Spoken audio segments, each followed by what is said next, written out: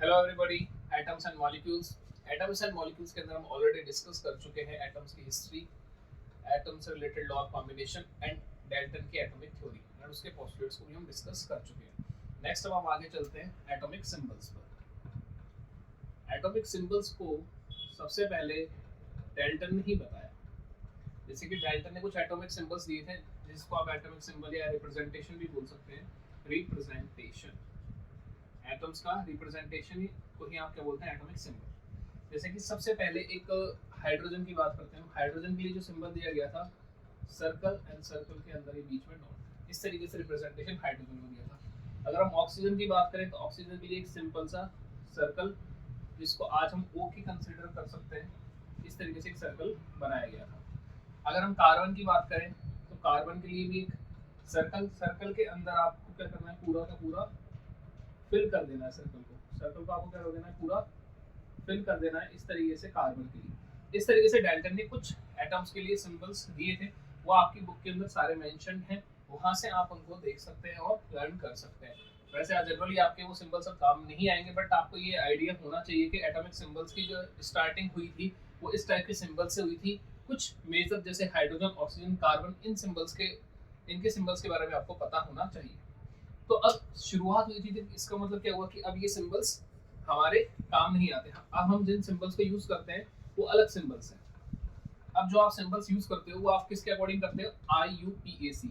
IUPAC, IUPAC की full form क्या है बेटा, international international international union international union of pure and applied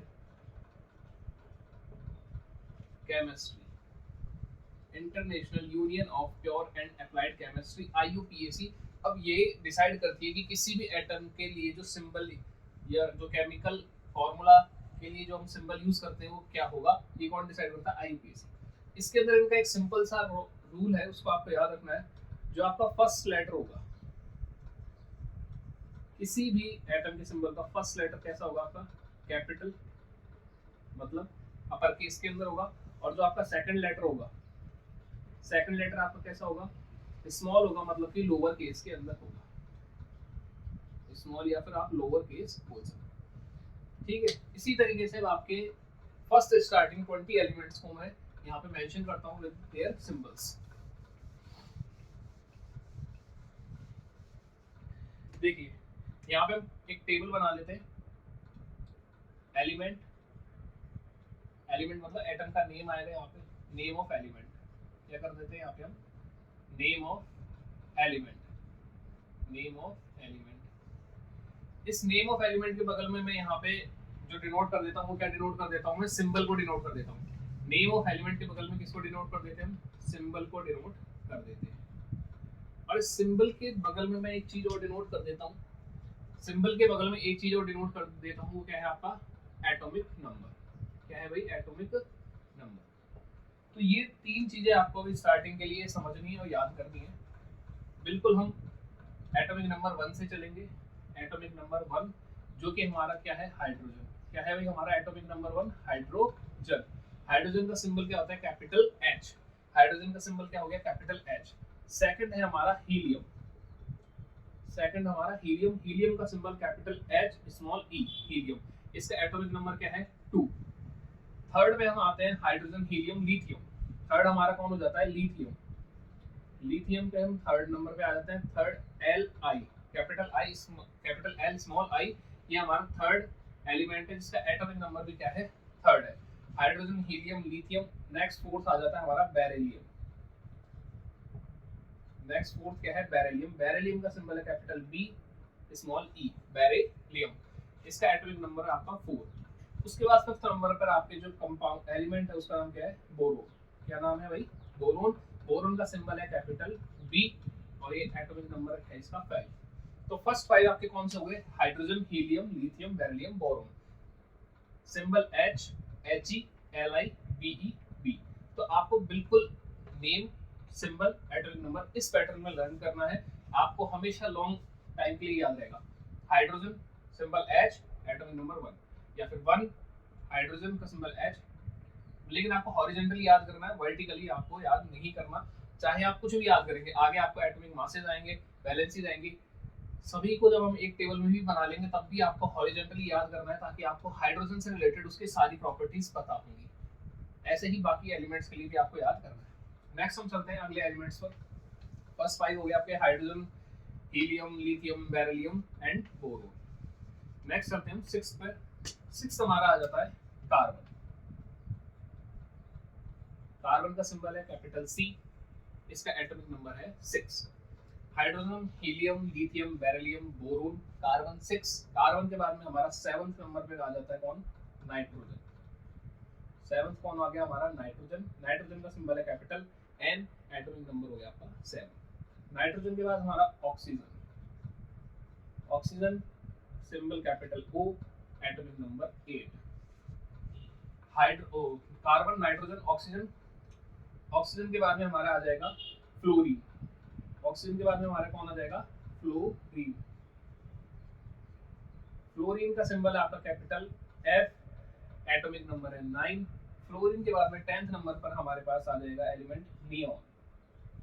neon का capital N, small e। Atomic symbol क्या है? कैपिटल N, स्मॉल e, और atomic number हो गया आपका 10। Carbon, nitrogen, oxygen, fluorine, neon. Next 5 ये आपके हो गए हैं।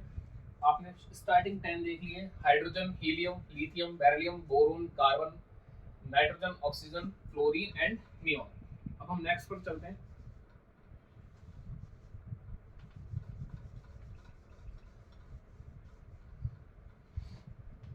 नेक्स्ट है हमारा सोडियम। नेक्स्ट है हमारा सोडियम। सोडियम का सिंबल आपको याद रखना है अलग से, क्योंकि ये आपके अभी तक जितने भी एलिमेंट्स गए थे उनके नेम के अकॉर्डिंग ही सिंबल आपको रिप्रेजेंट हो रहा था, लेकिन यहाँ पे सोडियम की स्टार्टिंग S है, लेकिन सिंबल क्या है? Na। तो ये आपको थोड़ा सा याद रखना है। एटॉमिक नंबर क्या हो जाएगा? 11। सोडियम के बाद में नेक्स्ट हमारा एलिमेंट आ जाता है मैग्नीशियम। नेक्स्ट एलिमेंट है हमारा मैग्नीशियम। मैग्नीशियम का सिंबल हो जाता है आपका capital M, small g, Mg।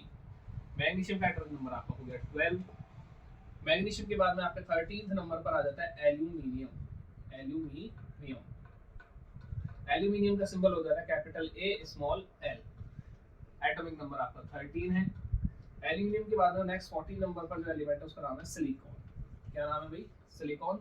Silicon का सिंबल है Si, capital S, small i, और एटॉमिक नंबर आपका क्या हो जाता है? 14 हो जाता है। सिलिकॉन के बाद में 15th नंबर पर जो हमारे पास एलिमेंट आता है उसका नाम है फॉस्फोरस। फॉस्फोरस। फॉस्फोरस का सिंबल हो जाता है कैपिटल P, एटॉमिक नंबर हो जाता है आपका 15।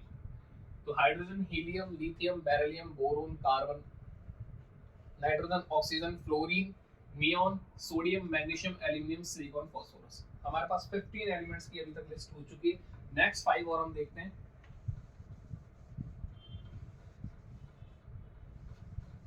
आपका जो डिफरेंट एलिमेंट जिसका सिंबल यहाँ पे डिफरेंट था वो कौन था भाई? सोडियम। कौन था? सोडियम। फॉस्फोरस के आगे हम चलते हैं 16th नंबर के एलिमेंट पे। 16th नंबर पे हमारा एलिमेंट आ जाता है सल्फर। फॉस्फोरस के बाद 16 नंबर पे हमारा एलिमेंट आ जाता है सल्फर। सल्फर का सिंबल है आपका S, और इसका एटॉमिक नंबर क्या हो जाता है? 16 हो जाता है। सल्फर के बाद में हमारे पास 17th नंबर पर जो एलिमेंट आता है उसका नाम है क्लोरीन। क्या नाम है भाई? क्लोरीन। क्लोरीन का सिंबल है capital C, small l। Capital C, small l, chlorine. Atomic number आपका हो गया 17। 18th नंबर पर हमारे पास आ जाता है आर्गन। 18th नंबर पर हमारे पास कौन आ जाता है? आर्गन। आर्गन का सिंबल आपका कैपिटल A, स्मॉल r, और 18th इसका एटॉमिक नंबर हो गया। नेक्स्ट हमारे पास आ जाता है पोटेशियम। पोटेशियम बिल्कुल आप जैसे सोडियम का सिंबल अलग था वैसे ही पोटेशियम का वर्ड स्टार्ट P से है, लेकिन इसका सिंबल क्या होता है? Capital K। तो आपको ये भी याद रखना है, atomic number 19, potassium, symbol K। Next 20 number पे हमारे पास जो एलिमेंट है उसका नाम है कैल्शियम। क्या नाम है भाई? कैल्शियम। कैल्शियम का सिंबल होता है कैपिटल C, स्मॉल a, और एटॉमिक नंबर आपका हो गया 20। तो आपके स्टार्टिंग 20 एलिमेंट्स मैंने आपको बता दिए, इनको आपको बिल्कुल प्रॉपर्ली याद करना है, इनके सिंबल्स को याद करना है, एटॉमिक नंबर को याद रखना है। जब ये आप याद कर लोगे तो आपको आगे काफी सारी चीजें हैं जैसे कि केमिकल फार्मूला, एटॉमिक मासेस, उन सब के अंदर ये हेल्पफुल रहेंगे। ठीक है, नेक्स्ट हम चलते हैं अगले हमारे टॉपिक पर। अगला हमारा टॉपिक है एटॉमिक मासेस। अगला हमारा टॉपिक क्या है भाई, एटॉमिक मास। एटॉमिक मास हमारा नेक्स्ट टॉपिक है।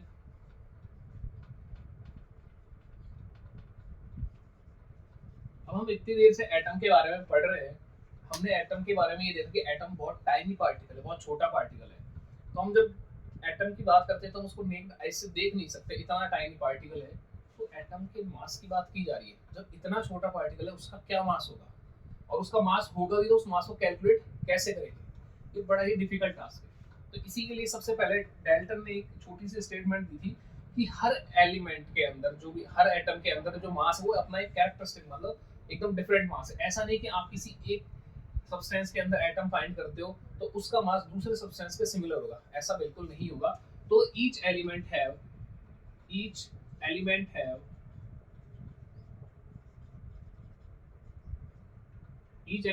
कैरेक्टरिस्टिक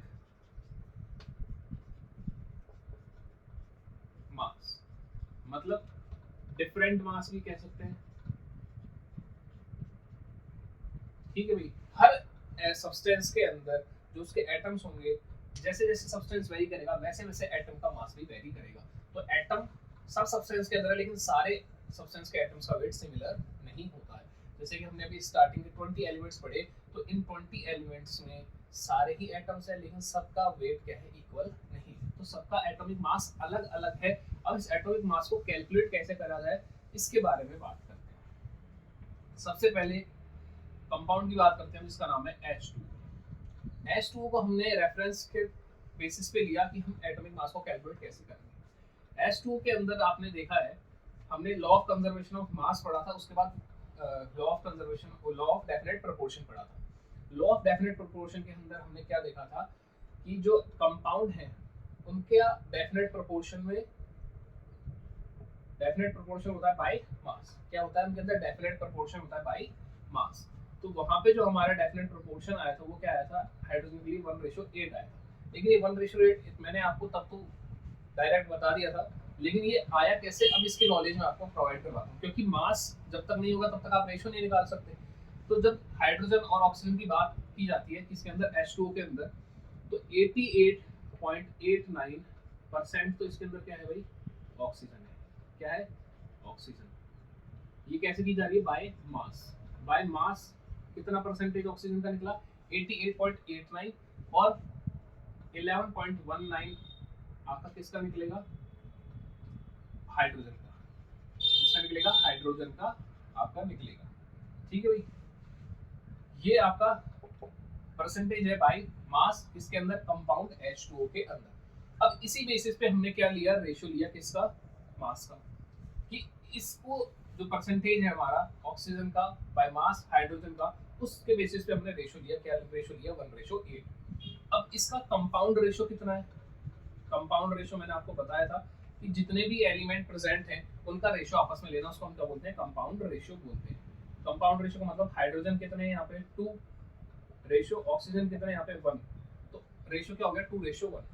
कितना रेशियो हो गया, 2:1। अब देखो यहाँ पे इस 1:8 को रखो बाय मास वाले को, और इस कंपाउंड रेशियो को रखो 2:1। अब यहाँ से थोड़ा सा देखो ध्यान से कि 2 हाइड्रोजन का वेट तो कितना है 1, और 1 ऑक्सीजन का वेट कितना है 8।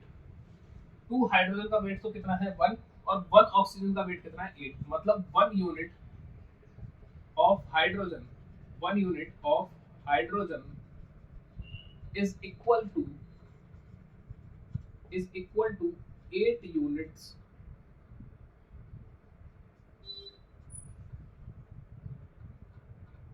one unit of hydrogen is equal to 8 units of oxygen। ठीक है भाई, इसका मतलब क्या हुआ कि हाइड्रोजन जो है वो 8 टाइम्स कम है वेट में किससे, ऑक्सीजन से। अगर हम एक ऑक्सीजन की बात करें तो हाइड्रोजन जो है हमारा क्या है, कम है किससे, ऑक्सीजन से। ठीक है, अब आपके वेट की बात की जा रही है यहाँ पे किस किसका, हाइड्रोजन और ऑक्सीजन का। तो सबसे पहले हमने किसको लिया, H2O को। H2O का हमने रेशियो ले लिया किसके according, by mass. By mass ले लिया, उसके बाद हमने कंपाउंड रेशियो लिया। अब हमने ये फाइंड किया कि 1 यूनिट ऑफ हाइड्रोजन के अंदर 8 यूनिट्स आ जाती हैं ऑक्सीजन की। लेकिन अगर ऑक्सीजन के बेसिस पे देखें तो ऑक्सीजन तो वन ही है, ये ऑक्सीजन वन है ना, मतलब वन ऑक्सीजन में हाइड्रोजन की कितने यूनिट्स हैं, 8। इसको ऐसे समझो कि one oxygen consist of one oxygen consist of 8 units of hydrogen. अब बात समझिए, एक ऑक्सीजन में हाइड्रोजन की कितनी यूनिट आ जाती है, 8 यूनिट्स आ जाती है। तो हमने क्या किया, बेस बना लिया हाइड्रोजन को। जैसे कि हम वेट मेजर करते हैं, तो वेट कैसे मेजर करते हैं, 1 किलो का बांट लिया या फिर आधा किलो का बांट लिया, उसके बेसिस पे हम क्या करते हैं, दूसरे सब्सटेंस को तोलते हैं।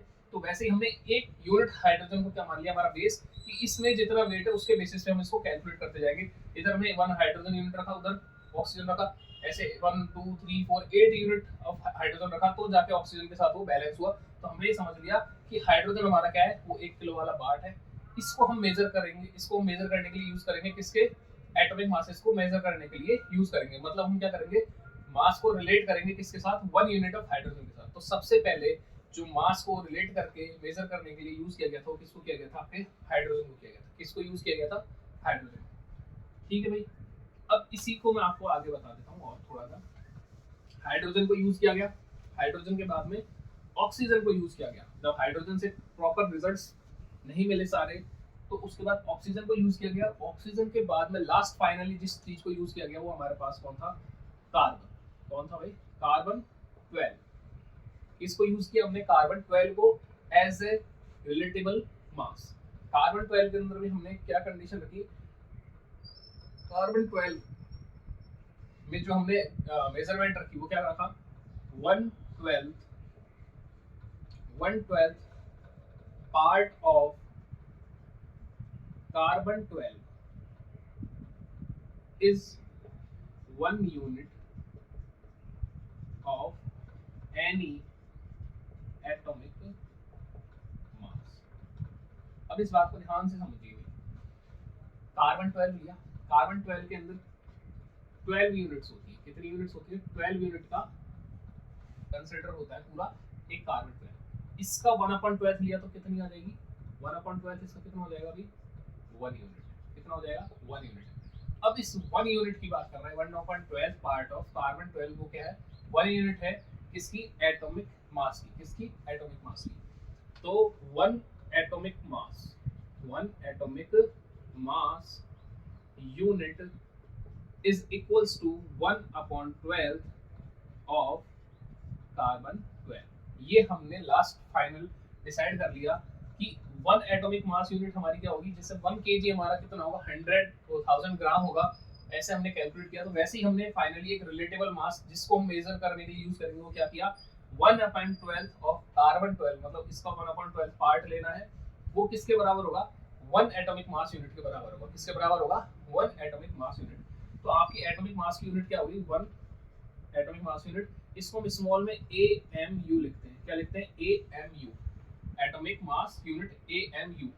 धीरे धीरे इसको आगे चेंज करते हुए एटॉमिक मास यूनिट को शॉर्ट कर दिया गया। अब ये 1 म्यू इस तरीके से लिखा जाता है, 1 म्यू बोलते हैं इसको, AMU को अब शॉर्ट में क्या बोलते हैं, 1 म्यू। तो आपके एटॉमिक मास यूनिट कहाँ से कंसीडर की गई है, कार्बन 12 से करी गई है। अब उस कार्बन 12 से जैसे कंसीडर करी गई, तो फिर हमने फाइनली सारे एटम्स को मास के बेसिस पे क्या कर लिया, मेजर कर लिया। किसके बिहाफ पे, 1 एटॉमिक मास यूनिट, जो कि कितनी है आपकी, 1/12 ऑफ कार्बन 12 के एटम के बराबर। कार्बन 12 का 1/12 पार्ट जितना वेट मेजर करता है, उतना ही वो क्या है, 1 एटॉमिक मास यूनिट। वो किसके बराबर है, 1 एटॉमिक मास यूनिट के बराबर। तो जैसे हम 1 किलो का बाट लेते हैं और हम मेजर करते हैं दूसरे सब्सटेंस को, वैसे ही हमको अब अगर कोई भी एटॉमिक मास निकालना है, किसी भी एटम का मास निकालना है, तो हम किसको रिप्लेस करते हैं वहाँ पे, 1 AMU को। 1 AMU के बेसिस पे निकालते हैं, और 1 AMU क्या आपका 1/12 ऑफ कार्बन 12 है। तो 1 AMU के बेसिस पे हाइड्रोजन के बारे में बात करता हूँ। हाइड्रोजन में कितना होता है, मास 1 AMU होता है। कितना होता है भाई, 1 AMU। मैं कुछ और बात एलिमेंट्स के बारे में बता रहा हूँ, बाकी सारों का एक साथ हम बताएंगे। जैसे कि अगर 16 ऑक्सीजन का होता है, 16 AMU किसका हो गया, ऑक्सीजन का। अगर हम कार्बन की बात करें तो कार्बन का कितना हो जाता है, 12 AMU हो जाता है। कितना हो जाता है, 12 AMU हो जाता है। अगर मैं जैसे कि एल्यूमिनियम की बात करूं, तो एल्यूमिनियम का कितना हो जाएगा आपका, 27 AMU हो जाएगा। ठीक है, इस तरीके से हमने सारे एलिमेंट्स का मेजर किया वेट, किसको भी हाफ मान के, किसके रिलेटेबल 1 AMU, और 1 AMU क्या था 1/12 पार्ट ऑफ कार्बन 12। तो आपने मतलब इतनी सारी बातों में क्या समझा कि साइंटिस्ट ने धीरे धीरे करके पहले क्या बनाया, मेजरमेंट के लिए जो स्केल बनाना था वो बनाया, वो मेजरमेंट का स्केल क्या है 1/12 पार्ट ऑफ कार्बन 12। कार्बन 12 में बार बार इसलिए बोल रहा हूँ क्योंकि कार्बन के अंदर आपको अलग अलग कार्बन मिलते हैं, लेकिन जो कार्बन हम यूज करते हैं एटॉमिक मास के अंदर वो आपका कौन सा है कार्बन 12, कार्बन 13 भी होता है, कार्बन 14 भी होता है। तो इसलिए जो आपको कार्बन में भी जो क्वालिटी यूज करनी है एटॉमिक मास को मेजर करने के लिए वो कौन सी कार्बन 12 वाली है। मे बी मेरे हिसाब से मैंने आपको एक्सप्लेन कर दिया, शायद समझ में भी आ गया, बट फिर भी अगर आपको कोई डाउट हो तो आप इसको दोबारा से शुरू से देखें। समझना हमें सिर्फ यही है यहाँ पे कि हमने मेजर करने के लिए क्या चीज यूज करी। सबसे पहले हमने हाइड्रोजन को किया, फिर ऑक्सीजन को किया, उसके बाद हमारा फाइनली हमको जो प्रॉपर मिला वो कौन था हमारा कार्बन। और इस बेसिस पे हमने हमारे एटम्स का मास मेजर करना स्टार्ट कर दिया 1 AMU के बेसिस पे। और 1 AMU आपका ये है, आपको ये याद रखना है। आगे हम सारे एटम्स के मासेस को भी लिखेंगे। ये आपका सबसे पहले एटॉमिक मास कैलकुलेट कैसे किया जाता है, किस बेसिस पे कैलकुलेट किया जाता है, ये मैंने आपको एक्सप्लेन कर दिया है।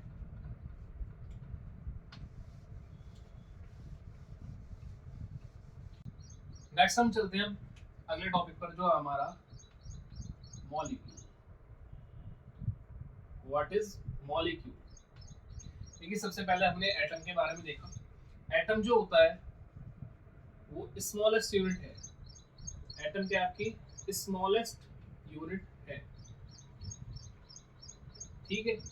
एटम जब कंबाइन होते हैं, व्हेन एटम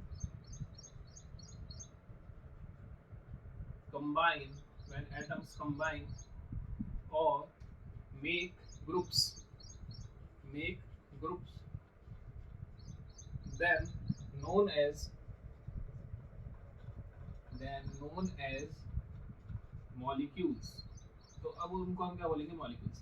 जब सिंगल एटम होता है तब तो वो एटम है, लेकिन एटम आपका सिंगल कभी रह नहीं सकता, क्योंकि एटम कभी भी आपका क्या होता है इंडिपेंडेंट नहीं रह सकता। कैसे नहीं रह सकता भाई, इंडिपेंडेंट एग्जिस्ट नहीं करता, do not exist, do not exist independently.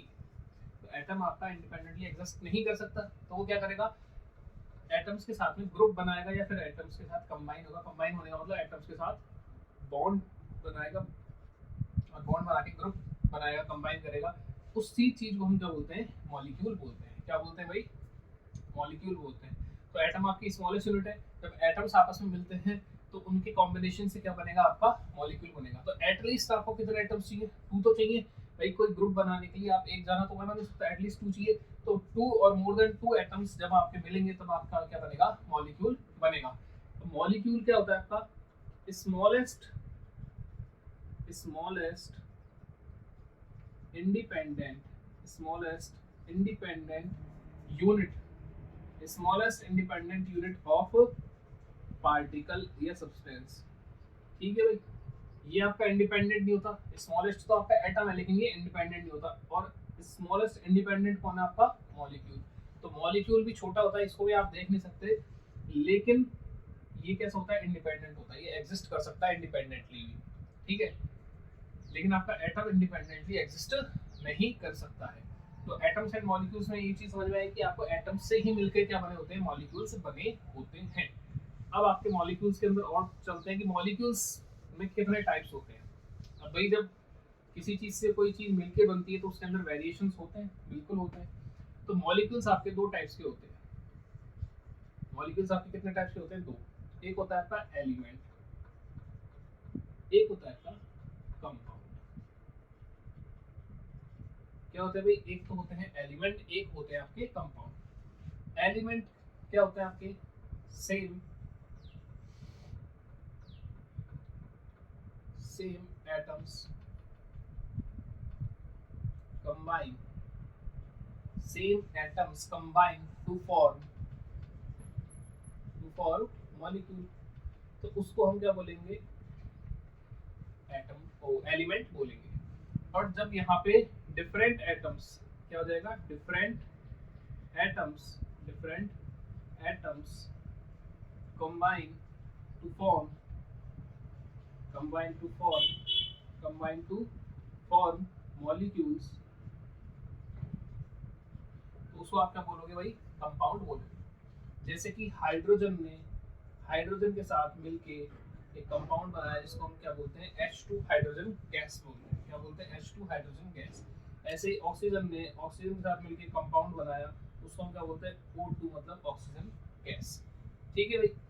ऐसे ही आपके अगर कंपाउंड की बात करें तो हाइड्रोजन ने ऑक्सीजन के साथ मिलके एक कंपाउंड बना दिया जिसका नाम क्या हो गया, H2O। तो यहाँ पे H अलग एटम है, O अलग एटम है, यहाँ पे H और H सेम एटम है, यहाँ पे O और O सेम एटम है। तो सेम एटम से मिलके बनने वाले मॉलिक्यूल को तो हम क्या बोलते हैं, एलिमेंट बोलते हैं, और डिफरेंट एटम से मिलके बनने वाले मॉलिक्यूल को हम क्या बोलते हैं, कंपाउंड बोलते हैं। ये मेरे देखिए नेक्स्ट एक टर्म आती है आपके मॉलिक्यूल के अंदर, उसके अंदर हम चलते हैं, जिसका नाम है एटॉमिसिटी। क्या नाम है भाई, एटॉमिसिटी। एटॉमिसिटी का मतलब क्या है, number of atoms present in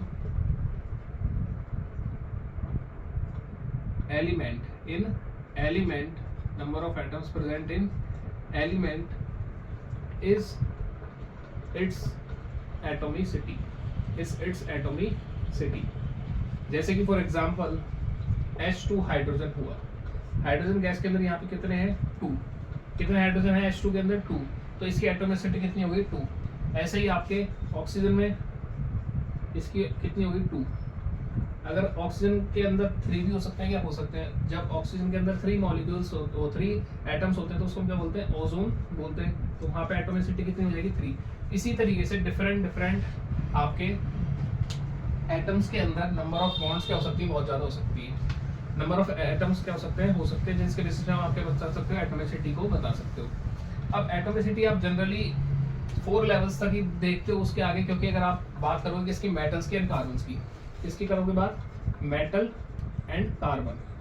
सारे मेटल्स और कार्बन की अगर हम बात करें तो मेटल और कार्बन की स्ट्रक्चर क्या होती है, सिंपल होती है। स्ट्रक्चर तो इनकी कैसी होती है, सिंपल स्ट्रक्चर होती है एकदम। जब ये कंबाइंड स्टेट में होते हैं तो इनकी स्ट्रक्चर तो क्या होती है, एकदम सिंपल स्ट्रक्चर होती है। बट ये लार्ज चेन और indefinite number of atoms, large chain और indefinite number of atoms combined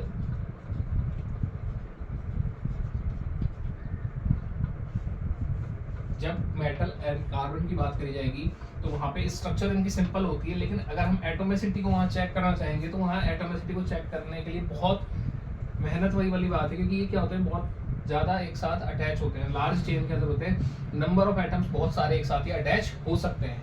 लेकिन अगर हम बात करें किसकी, नॉन मेटल्स की, कौन से नॉन मेटल को छोड़ के, कार्बन को छोड़ के बाकी अगर हम नॉन मेटल्स की बात करें तो वहाँ पे आप एटोमिसिटी को बहुत ईजिली बता सकते हो। और हमने वहाँ पे अकॉर्डिंग टू एटम्स, एटोमिसिटी के अकॉर्डिंग वहाँ पे एटम्स के नंबर के बेसिस पे हमने उनको डिवाइड भी कर रखा है। जैसे कि अगर हम बात करें यहाँ पे हम लिख देते हैं नॉन मेटल्स, ठीक है भाई। नॉन मेटल्स में आपके अगर एटोमिसिटी की बात की जाए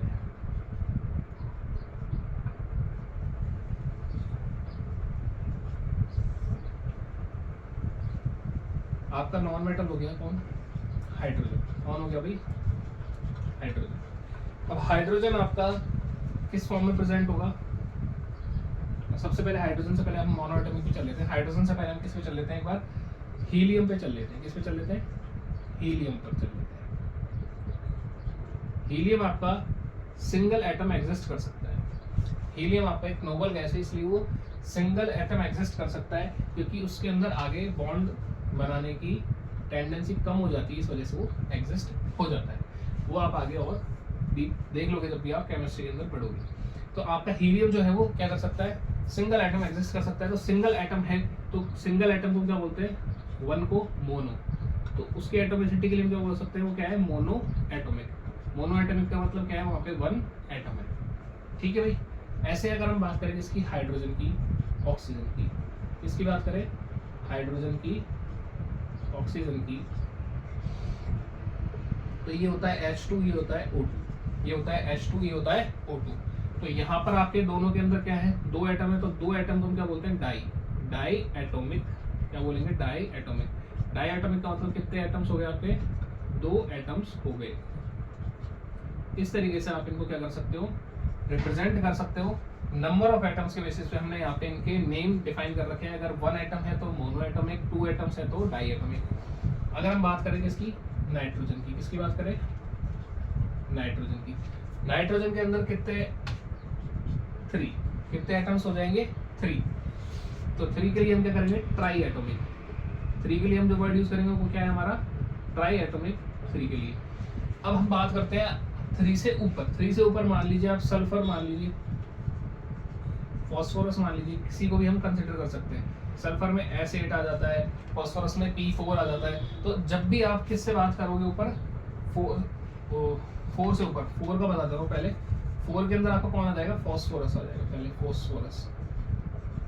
4 का नहीं होता है, फॉस्फोरस क्या हो गया आपका, P4 मतलब 4 एटम्स। 4 एटम्स के लिए आप क्या करोगे, टेट्रा एटॉमिक। 4 के लिए क्या करोगे, टेट्रा एटॉमिक। अब 1 2 3 4 के लिए तो हमने डिफाइन कर दिया, mono atomic, di atomic, tri atomic, tetra atomic. अब 4 से ऊपर जैसे ही जाओगे आप, मान लीजिए सल्फर है आपका, सल्फर S8 की फॉर्म में मिलता है, कौन, सल्फर।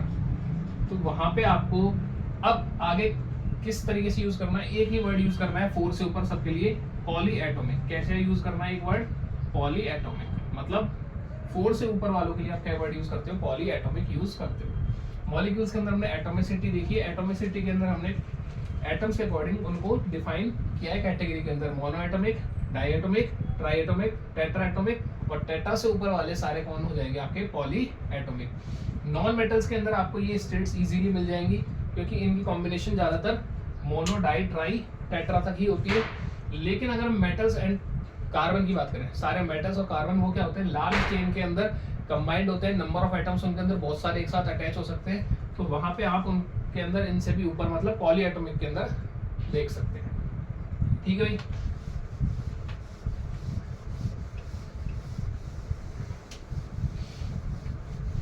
आज हमने एटॉमिक मास और मॉलिक्यूल्स को पढ़ लिया है। नेक्स्ट क्लास के अंदर हम आयंस और आगे की चैप्टर को कंटिन्यू करेंगे।